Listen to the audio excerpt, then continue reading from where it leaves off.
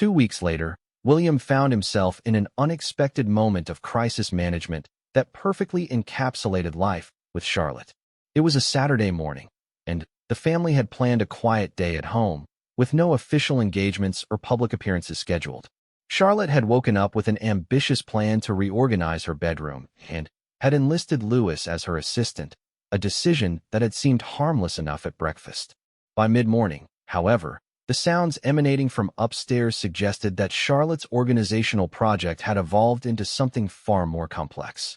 William climbed the stairs to investigate, following the trail of books, art supplies, and various childhood treasures that seemed to flow from Charlotte's room into the hallway. "Charlotte," he called, peering around the doorframe to find his daughter standing in the center of what could only be described as creative chaos. Every book she owned appeared to have been removed from its shelf and sorted into piles around the room. Louis sat cross-legged on the floor, surrounded by colored pencils and markers, apparently creating an intricate map of some kind. "Oh, hello, Papa," Charlotte said cheerfully, seemingly oblivious to the disorder surrounding her. "We're creating a library system for my room, and Louis is making a treasure map to help people find specific books." "I see," William said, stepping carefully around a stack of adventure novels. "And this requires removing every single book from every single shelf." "Well, yes," Charlotte explained with the patient tone of someone explaining something obvious. "How else would I know which books I actually have? I found 3 books about horses that I forgot I owned, and 4 different books about Egyptian pharaohs. They should definitely be grouped together, don't you think?" William surveyed the impressive scope of the project. Charlotte had indeed been thorough. Not only had every book been removed and categorized, but she had also apparently decided to reorganize her art supplies, her collection of rocks and shells from various family trips, and what appeared to be every stuffed animal she had ever owned. "This is quite an undertaking," he observed. "Did you perhaps bite off more than you can chew?" Charlotte paused in her sorting, a copy of Black Beauty in one hand and a book about marine biology in the other. "Maybe a little," she admitted. "But I wanted to make my room perfect for our new house. Everything should have its proper place." "That's an admirable goal," William said. "But perhaps we should talk about project management. Even the most ambitious plans need to be broken down into manageable steps." "What do you mean?" Charlotte asked, setting down the books and giving him her full attention. William sat down on the edge of her bed, the only surface in the room not covered with Charlotte's organizational efforts. "Well, when I have a big project at work, like planning a royal tour or organizing a charity event, I don't try to do everything at once. I break it down into smaller pieces and tackle them one at a time." Charlotte nodded thoughtfully. "So instead of reorganizing my entire room in one day, I should choose just one section to work on." "Exactly. Maybe today you could focus just on the books, and next weekend you could organize your art supplies." "That makes sense," Charlotte agreed. "But what do I do with Louis's treasure map project? He's been working really hard on it." William looked over at Louis, who had indeed been creating an elaborate map complete with illustrations and what appeared to be a complex legend. "Well, that looks like a masterpiece in progress. Maybe Louis could finish his map while we help you get the books sorted, and then we can laminate his map and hang it up as official bedroom decoration." Louis looked up from his work with excitement. "Really?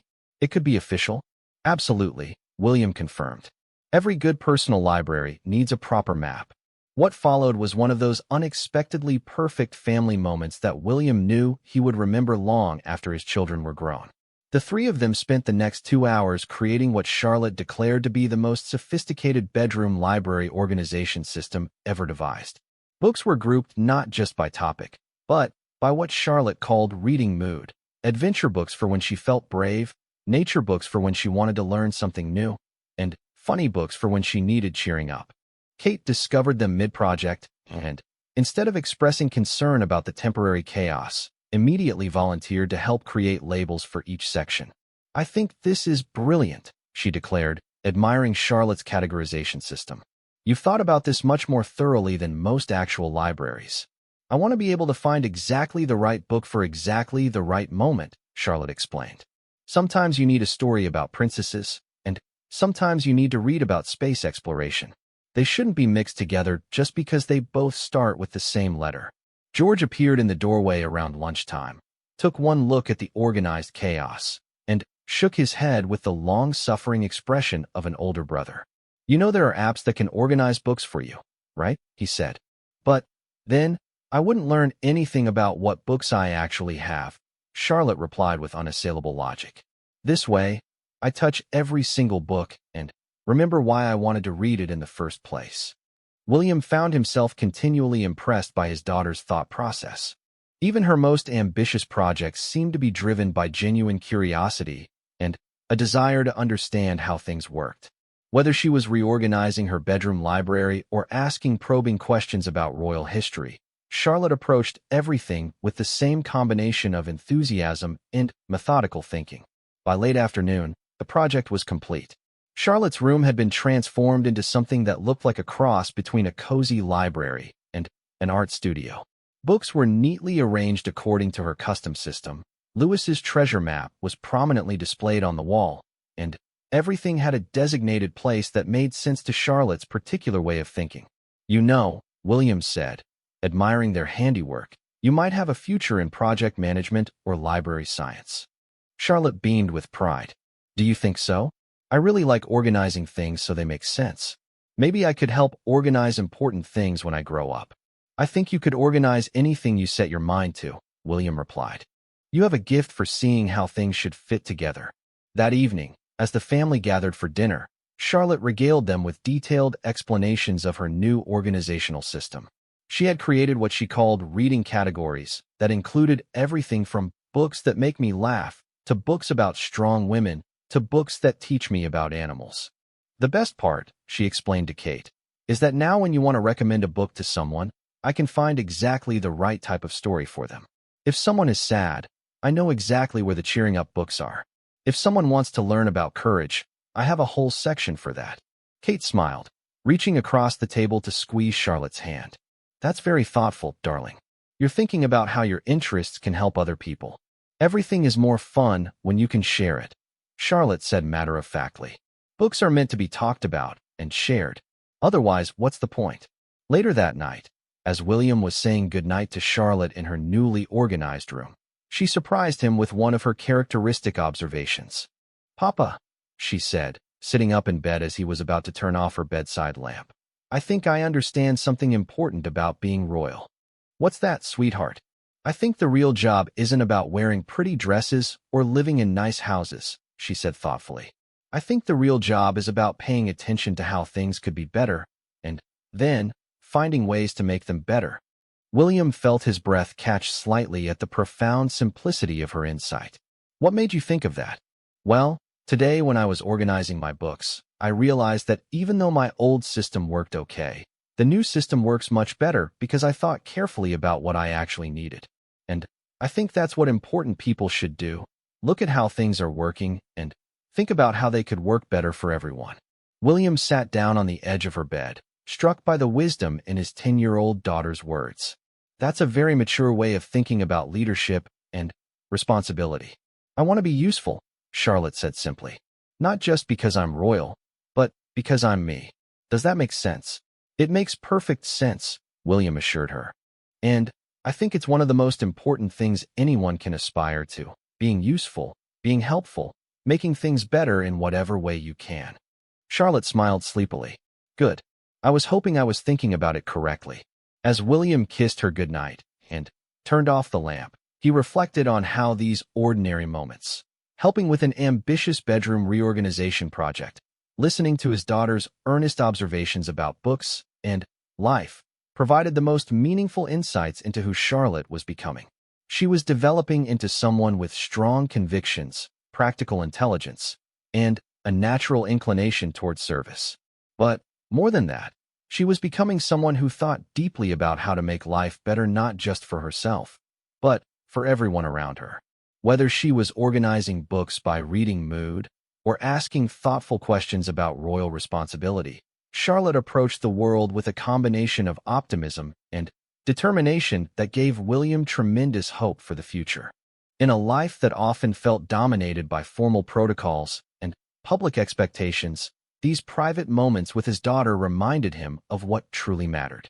Raising children who understood their privileges and responsibilities while maintaining their individual spirits and natural empathy. That was perhaps the most important work he would ever do. As he made his way downstairs to join Kate for their own quiet evening together, William felt grateful for Charlotte's particular brand of thoughtful chaos. In her ambitious projects and earnest questions, in her natural kindness and stubborn determination to make things better, he could see both the child she was and the remarkable woman she was becoming. The future would bring its own challenges and responsibilities, but for now, he was content to treasure these glimpses into his daughter's growing understanding of herself and her place in the world. Later that afternoon, William found Charlotte in what had become her favorite spot in the new house, a cozy reading nook in the library, where tall windows overlooked the garden. She was curled up in an oversized armchair with a book about famous women in history, completely absorbed in her reading. The autumn light streaming through the windows created a perfect portrait of childhood contentment. "Mind if I join you?" William asked, settling into the chair beside her. Charlotte looked up from her book, marking her place with her finger. "Did you know that Queen Elizabeth I spoke 6 languages fluently? And she was only 25 when she became queen." "I did know that," William replied, impressed by his daughter's interest in historical figures. "What else have you learned?" "Well," Charlotte said, closing the book and turning to face her father properly, "I've been thinking about what makes a good leader, not just for royals, but for anyone." She spoke with the same seriousness she brought to most topics, a trait that sometimes amused and sometimes amazed the adults in her life. William leaned forward, genuinely interested in her thoughts. "And what conclusions have you reached?" "I think listening is the most important thing," Charlotte said thoughtfully.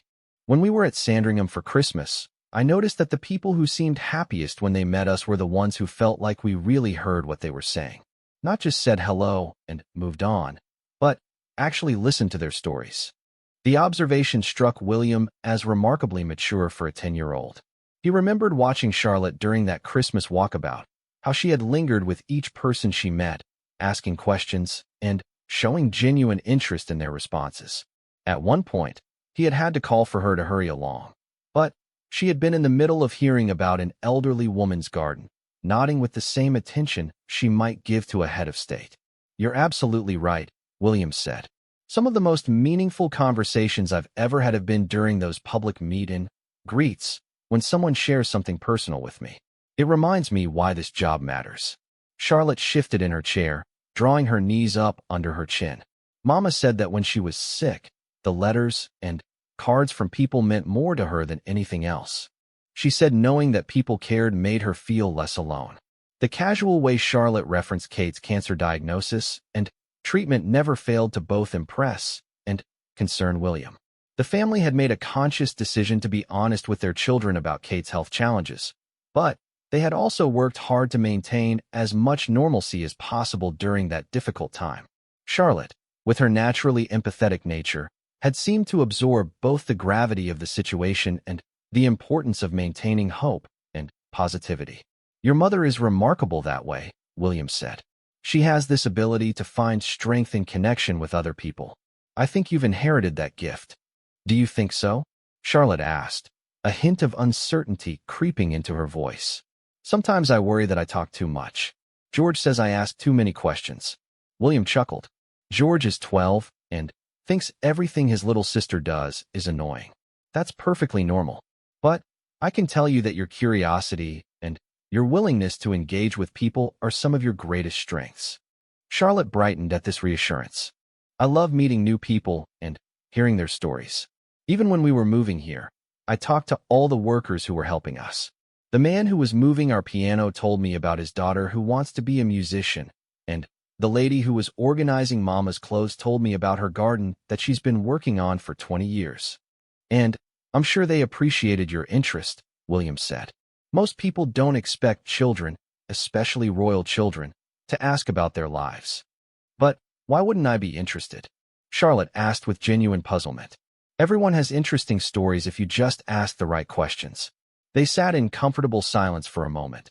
both looking out at the garden where Louis could be seen jumping enthusiastically on the large trampoline, his energy seemingly endless even in the cool autumn air. George was reading nearby, occasionally calling out warnings when Louis attempted particularly ambitious flips. "Charlotte," William said, "do you ever feel pressure about being royal? About having to be perfect all the time?" Charlotte considered the question seriously, as she did most things. "Sometimes," she admitted, "especially when there are lots of cameras around, or when I know people are watching to see if I make mistakes. But then, I remember what you and Mama always tell us, that we're just normal children who happen to have unusual jobs ahead of us." "And what do you think about those unusual jobs?" "I think they're opportunities," Charlotte said with surprising confidence. "Like, George will be king someday, which means he'll have the chance to help lots and lots of people. And Louis and I will have different roles, but still important ones. We can use our voices to talk about things that matter." William felt a familiar surge of pride in his daughter's perspective.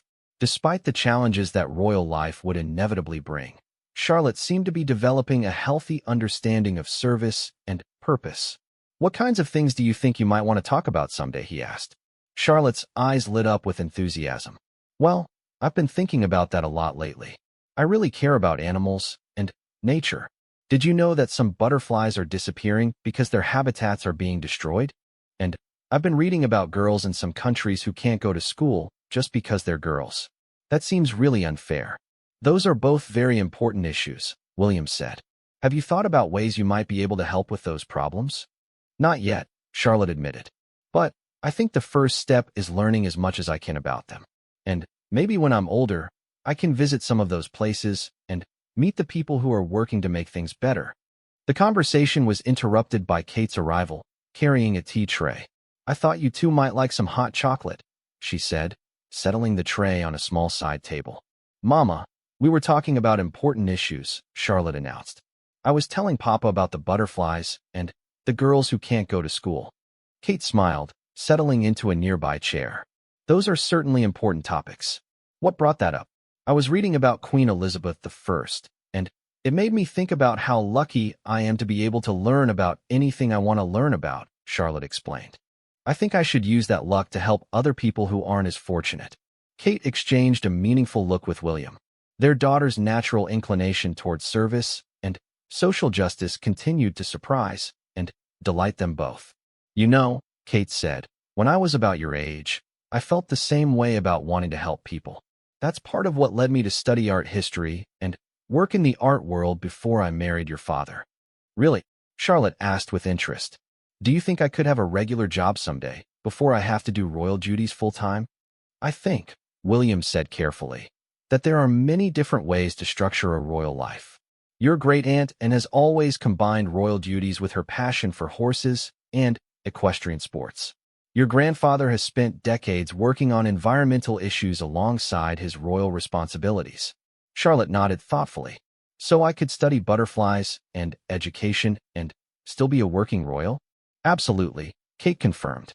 "In fact, having expertise and genuine passion for your causes makes you much more effective in helping people." As the afternoon progressed, the three of them talked about everything from Charlotte's favorite subjects at school to her thoughts on their new home. Charlotte shared her plans for decorating her new bedroom, her excitement about the larger garden space, and her hopes for the tennis court once spring arrived. "I want to learn to play properly," she said. "Not just hit the ball around, but really play. Maybe I could even play with some of the champions at Wimbledon someday." "That's definitely possible," Williams said. "We know quite a few tennis players who might be willing to give you lessons." "Could I really?" Charlotte's eyes widened with excitement. "That would be amazing." As the sun began to set, and the family prepared for dinner, William reflected on how these conversations revealed the depth of his daughter's character.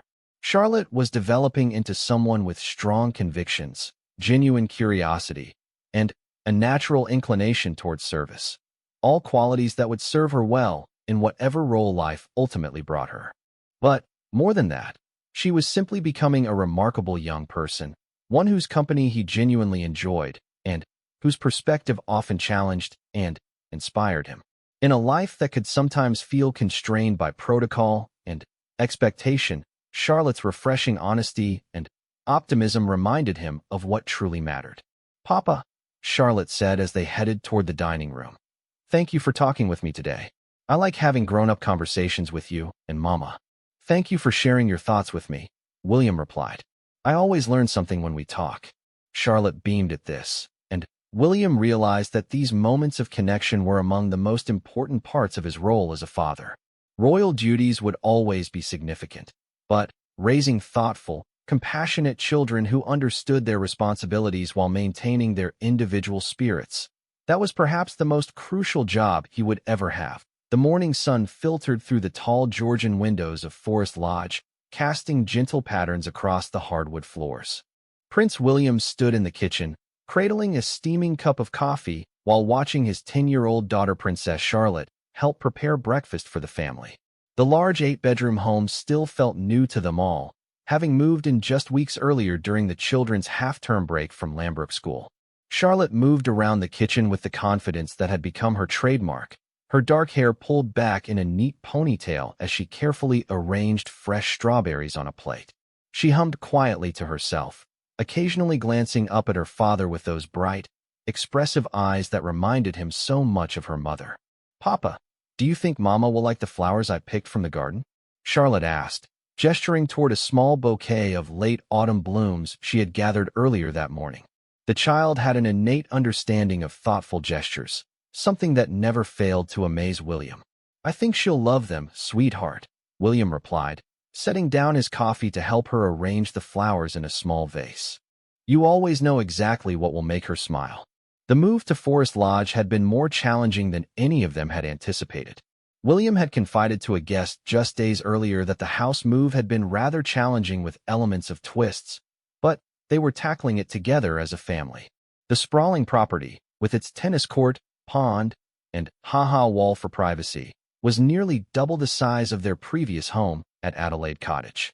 For a family that had deliberately chosen to live without live-in staff, maintaining their more conventional family lifestyle, the transition required everyone to pitch in. Charlotte had embraced the change with the same determined spirit she brought to everything else. Unlike her older brother George, who had initially been somewhat overwhelmed by the size of their new home, or little Louis, who was still discovering all the hiding spots and secret corners, Charlotte had immediately begun making Forest Lodge feel like home. She had spent hours helping her mother, Princess Kate, create mood boards for different rooms, offering her own artistic input with the seriousness of a professional interior designer. "I think the drawing room needs more color," she had announced to her parents just the previous evening, standing with her hands on her hips in a gesture that reminded William strongly of his late grandmother, Queen Elizabeth II. "It's too beige, don't you think?" Kate had laughed, pulling Charlotte close for a hug. "What colors do you think we should add?"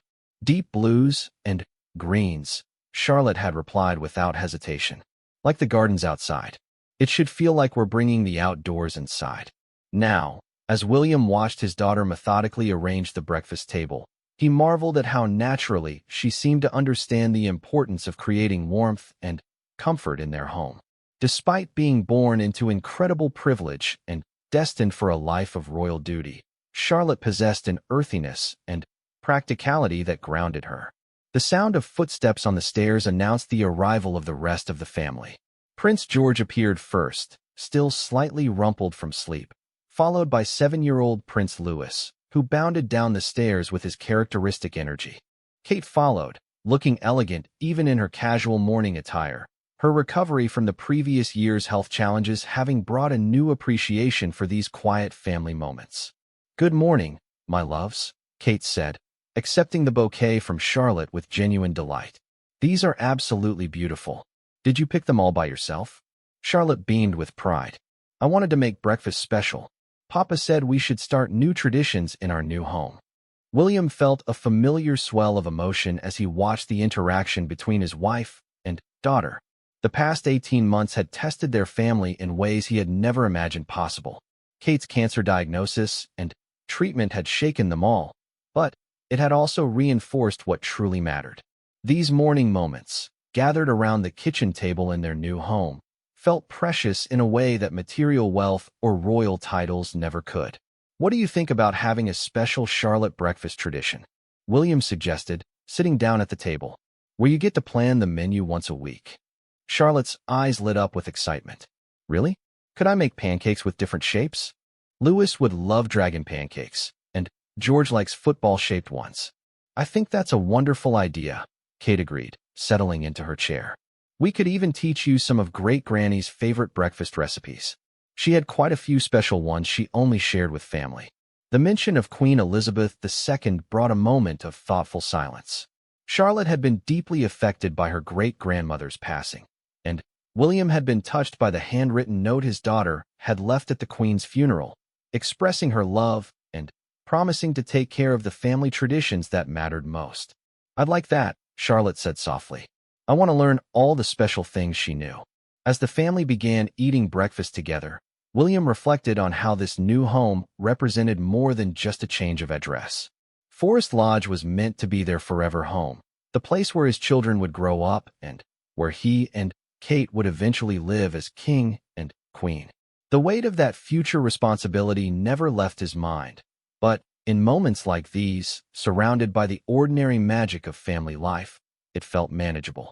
Charlotte regaled them with stories from her recent visit to Sandringham for Christmas, where she had confidently walked among the crowds, stopping to chat with well-wishers and pose for photographs. William had watched with a mixture of pride and protective concern as his daughter displayed the kind of natural ease with the public that reminded many observers of Princess and in her younger years. The little girl in the red coat gave me a drawing, Charlotte explained, carefully cutting her toast into precise triangles. It was a picture of our whole family, and she even included the dogs. I told her I would keep it forever. That was very thoughtful of you, William said. He remembered the moment she was describing, how he had called out to make sure she was okay as the crowd pressed closer, and how she had responded with calm confidence that belied her young age. Kate reached across the table to squeeze Charlotte's hand. You're becoming quite the diplomat, darling. You have such a natural way with people. Charlotte considered this seriously. Mama, do you think being kind to people is the most important part of being royal? The question hung in the air for a moment, carrying more weight than perhaps Charlotte had intended.